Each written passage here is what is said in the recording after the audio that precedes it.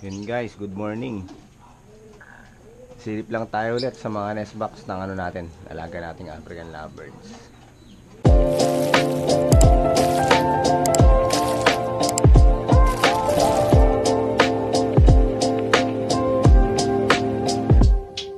Tignan natin kung sino yung mga bagong baka may mga nangitlog na ulit sa kanila. Nakaraan kasi dalawa lang yung maitlog eh. Tapos ngayon, check natin.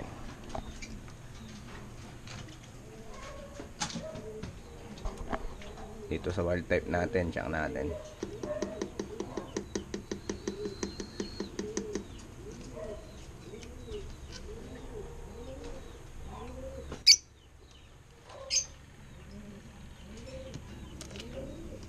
Wala pa ring itlog guys. Wala pa.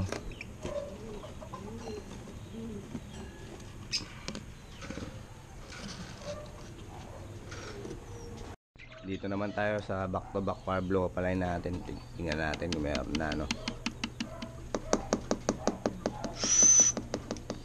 Yun, lumabas na yung hen.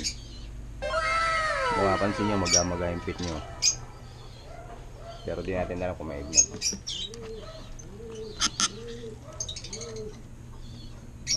Yun, wala pa rin guys, no? Wala, pero malapit na mag-egg to. Kasi medyo magana yung pit nyo.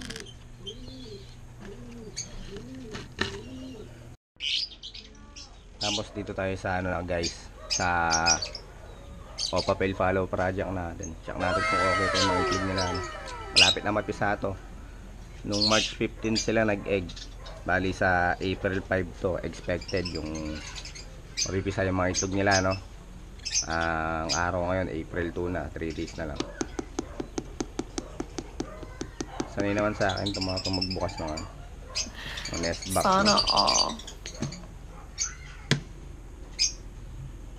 Yan, tapong manghin natin. Ayan yung mga itlog nila. Wala kasing flashlight natin, no? Hindi natin makita. Okay pa naman yung 4 na itlog, pero 3 lang ang fertile dyan. Ayan. Dito wala pa to. Tapos dito sa taas yung Opay split ino natin sa white bull split ino. Sigurado na ako dyan na nangitlog na yan. Yan, hindi muna natin sisilipin, masilan yung hen dyan eh. Eto, sa back to back opa natin, split ino. Check natin kung may bagong pisa na.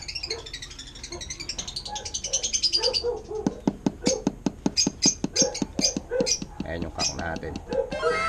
Yung hen matapang, hindi lumalabas yun.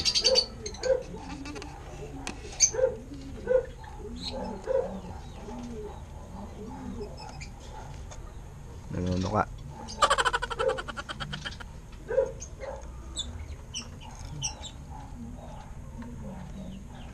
Yun guys, Opa Lutino na yung pangalawang napisa. Good news.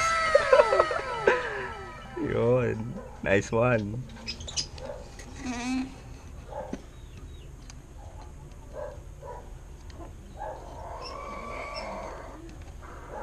Hindi ko alam guys kung kita nyo sa camera, no? Pero ako kitang-kita ko red ay yung lumabas sa pangalawa. Good news guys. Yun. Magkakaroon tayong Opa Lutino. Sana mabuhay, no? Yun, sana mabuhay yung natin, inakay natin dito. Tapos dito sa taas, yun, mag-pair na to Opa Cremino. Ito sana yung papano natin eh. Paparaffle natin, kaya lang wala nag-aano sa atin, no? Para nagpa-follow yung page natin. Tapos itong Opa RF project natin, ayun, no? Magang magana ulit yung page niya. Sana mangitlog na this time, no? Tapos dito sa natin, back to back Opa Lutino Alps 1 natin, sigurado wala pang itlog to. Hindi ko pa nakikita mag-ipit nila eh. Pero check na rin natin yung nest box nila. Ayan sila. Ito yung cock, yun yung hen. O yan guys, wala pa rin.